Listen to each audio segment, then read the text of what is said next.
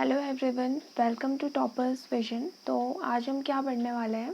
आज हम पढ़ने वाले हैं फेडरलिज्म के की फीचर्स फेडरलिज्म के क्या हैं। इससे पहले भी हम इस चैप्टर के 2 वीडियोस और 2 पार्ट्स हम कर चुके हैं। अगर आपने वो नहीं देखे हैं तो पहले आप उसे जाके देखिए, तब आपको ये और अच्छे से समझ में आएगा।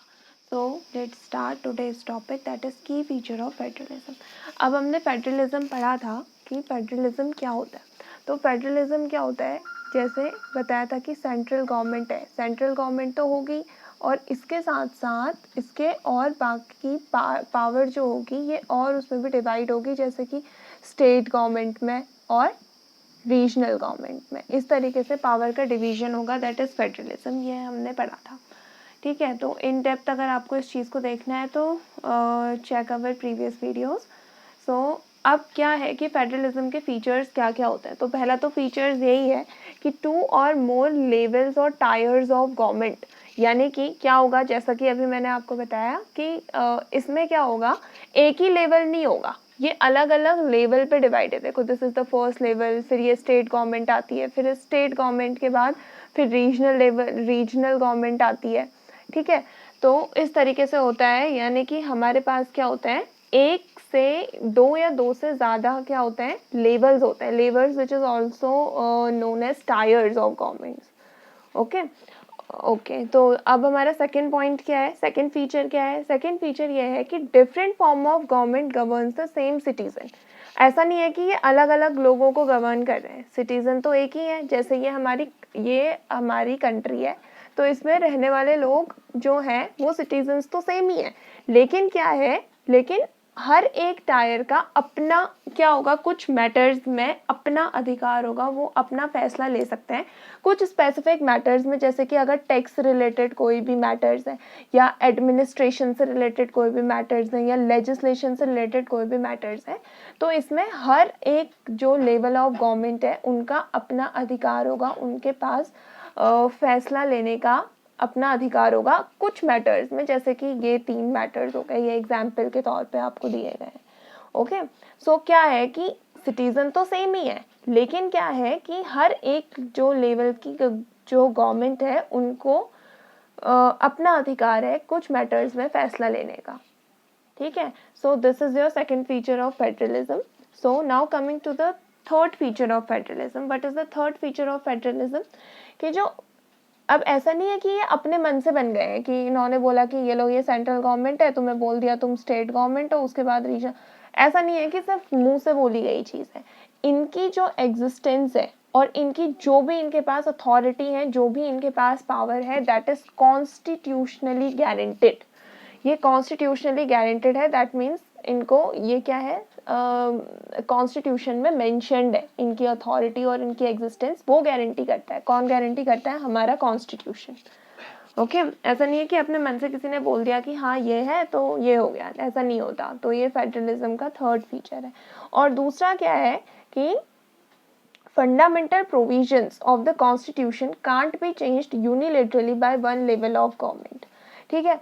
तो वो बोल रहा है कि जो फंडामेंटल प्रोविजंस हैं हमारे कॉन्स्टिट्यूशन में, कुछ फंडामेंटल प्रोविजंस हैं, अगर इसे कहीं पे चेंज करने की बात होती है या इसे चेंज करने की कभी नौबत आ जाती है, तो इसको यूनिलेटरली कोई एक लेवल ऑफ गवर्नमेंट चेंज नहीं कर सकती। ऐसा नहीं कि सेंट्रल गवर्नमेंट ने बोला कि हमें क्या है, फंडामेंटल प्रोविजंस है कुछ हमारे कॉन्स्टिट्यूशन के, उसे मुझे चेंज करना है, मैं अकेले इसको बदल दूंगा, मेरे को क्या ज़रूरत है स्टेट गवर्नमेंट और रीजनल गवर्नमेंट से पूछने की। ऐसा नहीं होता। अगर इन्हें चेंज करना है, किन्हें, फंडामेंटल प्रोविजंस जो है हमारे कॉन्स्टिट्यूशन के, अगर इन्हें चेंज करना है तो सबका कंसेंट चाहिए। ये नहीं कि फिर इन्होंने बोला कि चलो ये नहीं, हम कर लेते हैं अकेले, या इसने बोल दिया कि हम कर लेते हैं अकेले, नहीं, ऐसा नहीं होता। इन्हें क्या चाहिए? सबका कंसेंट चाहिए, सब एग्री करेंगे, सबकी राय ली जाएगी, सबका इन्वॉल्वमेंट इसमें होगा, तब जाके हमारे जो फंडामेंटल प्रोविजंस है कॉन्स्टिट्यूशन के वो चेंज होंगे, ठीक है। तो इनको यूनिलेटरली कोई भी लेवल की गवर्नमेंट नहीं बदल सकती है by one level of government, यानी कि ना ये अकेले ना ये अकेले, सबका क्या चाहिए, सबका कंसेंट चाहिए अगर हमें फंडामेंटल प्रोविजंस जो हमारे कॉन्स्टिट्यूशन के हैं उसको हमें चेंज करना है।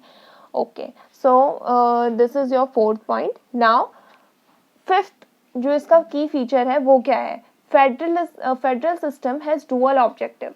इसके दो ऑब्जेक्टिव हैं। पहला क्या है कि जो हमारे कंट्री की यूनिटी है, जो हमारी कंट्री की यूनिटी है, तो उसे सेफगार्ड, उसे प्रोटेक्ट करना और उसे प्रमोट करना, ये किसका ऑब्जेक्टिव है? यही फेडरल सिस्टम का ऑब्जेक्टिव है। ठीक है, दिस इज नहीं तो यूनिलेटरल सिस्टम होता, लेकिन क्या है, फेडरल सिस्टम का यही ऑब्जेक्टिव है कि इसे क्या करना है, जो हमारी कंट्री की यूनिटी को एक तो प्रोटेक्ट करना है और दूसरा प्रमोट करना है। ठीक है, दिस इज योर फर्स्ट जो ऑब्जेक्टिव है फेडरल सिस्टम का। और सेकंड ऑब्जेक्टिव क्या है? सेकंड ऑब्जेक्टिव है हमारी जो रीजनल डाइवर्सिटी है उसको अकोमोडेट करना।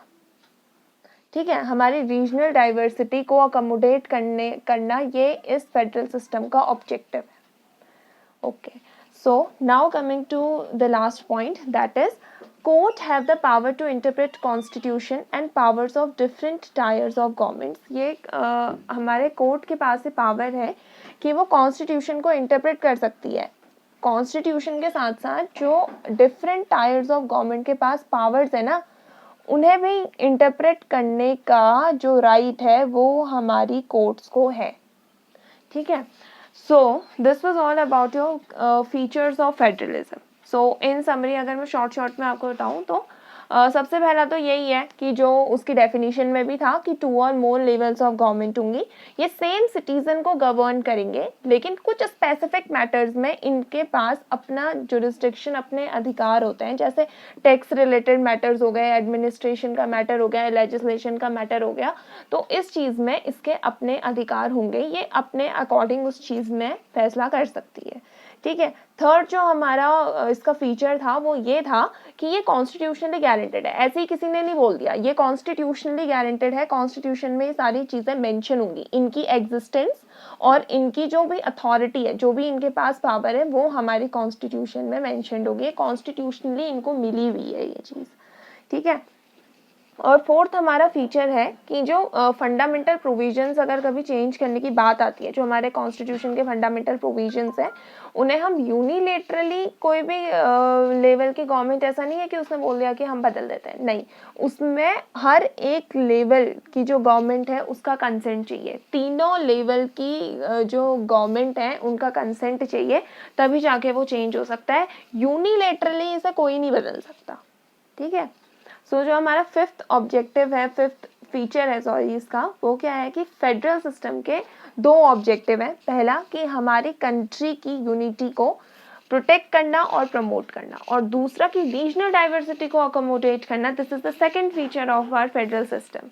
ठीक है, last but not the least, the feature of the federalism is कि कोर्ट के पास ये पावर है कि ये कॉन्स्टिट्यूशन को तो इंटरप्रेट कर ही सकती हैं, और साथ में जो पावर्स हैं डिफरेंट लेवल्स ऑफ गवर्नमेंट की, उसे भी ये इंटरप्रेट कर सकती है। हमारे कोर्ट के पास ये पावर होती है, जैसा कि हमने फर्स्ट चैप्टर में पढ़ा था कि ये कोर्ट्स जो है, इसका जो भी डिसीजन होता है या जो भी चीज़ें होती हैं, इसके पास मतलब हाईएस्ट पावर है इसके पास।